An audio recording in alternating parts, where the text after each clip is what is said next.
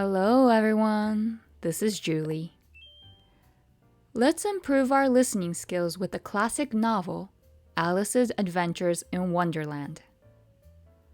I recommend listening without the subtitles first. Then, on the second round, I recommend listening with the subtitles on. But whatever you prefer is the best. Let's start our story time. Chapter 2. The Pool of Tears. "Curiouser and curiouser," cried Alice.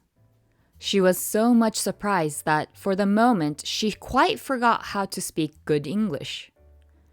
"Now I'm opening out like the largest telescope that ever was. Goodbye, feet." For when she looked down at her feet, they seemed to be almost out of sight. They were getting so far off. "Oh, my poor little feet. I wonder who will put on your shoes and stockings for you now, dears. I'm sure I shan't be able. I shall be a great deal too far off to trouble myself about you. You must manage the best way you can. But I must be kind to them," thought Alice. "Or perhaps they won't walk the way I want to go. Let me see. I'll give them a new pair of boots every Christmas." And she went on planning to herself how she would manage it. "They must go by the carrier," she thought.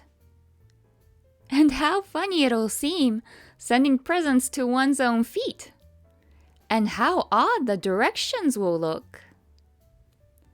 Alice's right foot, Esquire, hearthrug near the fender, with Alice's love." Oh dear, what a nonsense I'm talking.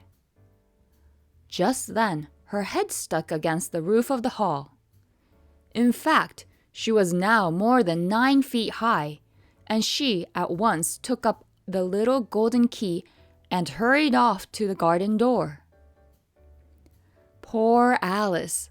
It was as much as she could, lying down on one side to look through into the garden with one eye. But to get through was more hopeless than ever. She sat down and began to cry again. "You ought to be ashamed of yourself," said Alice. "A great girl like you." She might well say this. "To go on crying in this way. Stop this moment, I tell you." But she went on, all the same, shedding gallons of tears until there was a large pool all around her, about 4 inches deep and reaching half down the hall.